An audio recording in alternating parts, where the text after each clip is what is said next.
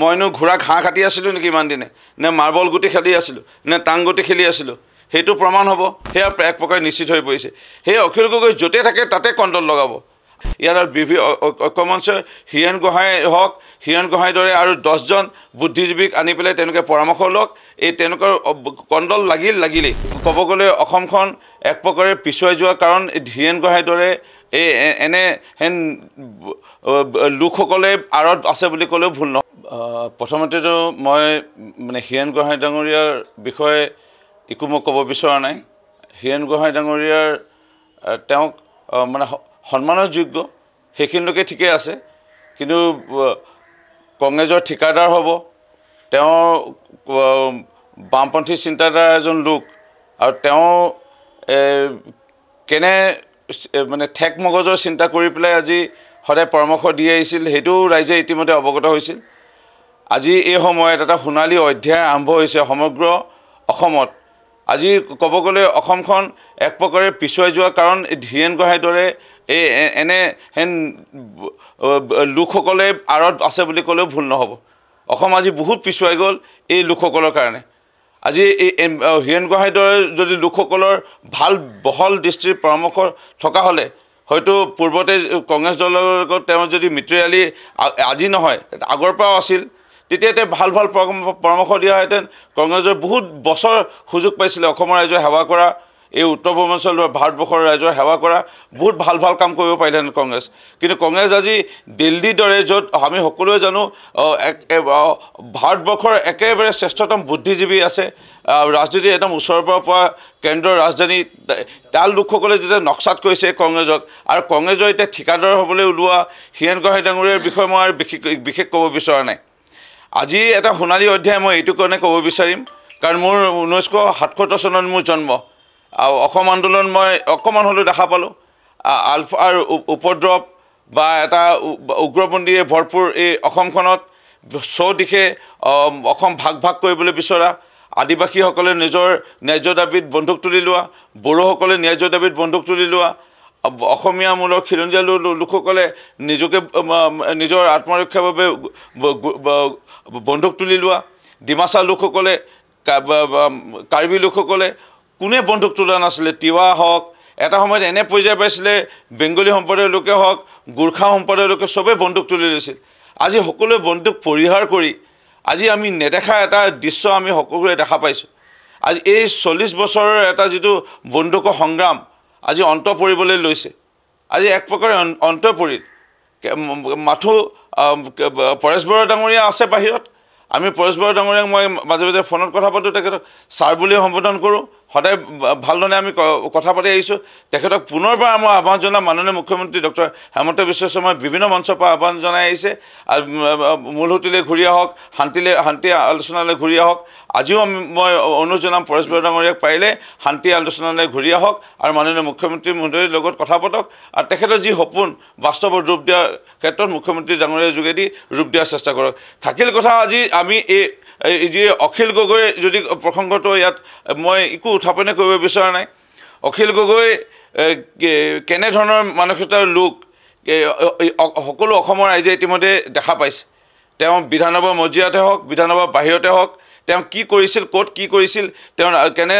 তেওঁ যাত্ৰা আৰম্ভ হ'ল সকলোৱে জানে। তেওঁ যাত্ৰা আৰম্ভ কৰিছিলে ভয় ভাবুকি দেখুৱাই RTI মাৰি পেলাই, আৰু সেই RTI মাৰি পেলাই নদী বান্ধ আন্দোলনৰ সময়ত কি কৈছিল, আৰু পিছলৈ গৈ পেলাই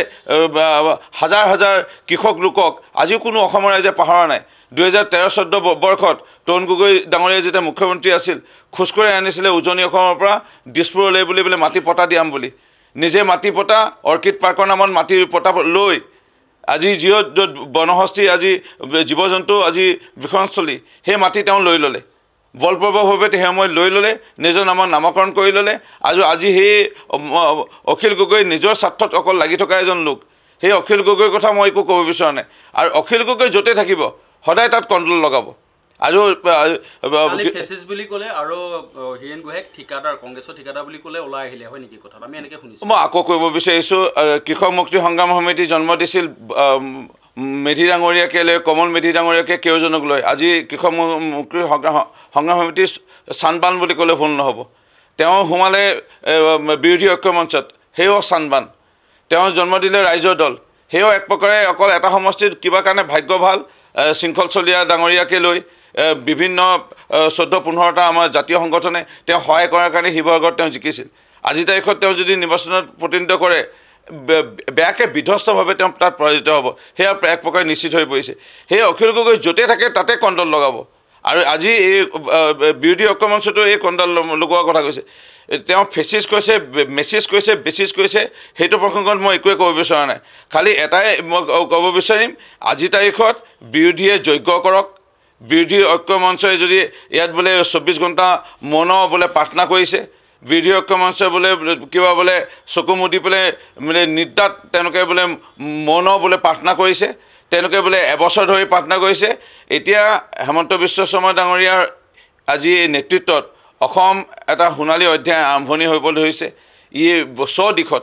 জনজাতীয় লোকসকলৰ কাৰণে আজি এটা সুৰক্ষা এটা সুৰক্ষিত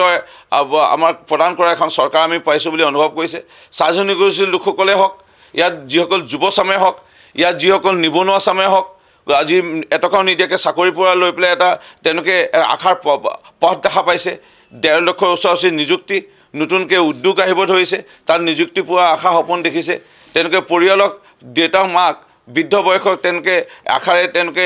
অসমৰ বাহিৰলৈ নগৈ বা অসমত যিসকল অসমৰ বাহিৰত আছিল আৰু তেওঁলোকে আজি অসমলৈ ঘূৰি আহিবলৈ ধৰিছে এটা সোণালী অধ্যায় আজি এই দুৰ্নীতি নোহোৱা হৈ পৰিছে আজি সব দিশত এটা আনন্দ পৰিৱেশ সংস্কৃতিৰ দিশত গুৰুত্ব প্ৰদান কৰিছে মুখ্যমন্ত্ৰী ডাঙৰীয়াই ইয়াত সুৰক্ষা দিশত গুৰুত্ব প্ৰদান কৰিছে ড্ৰাগছৰ বিৰুদ্ধে অভিযান আৰম্ভ কৰিছে সেইকাৰণে বিৰোধী ঐক্য মঞ্চৰ যিয়ে যিমানে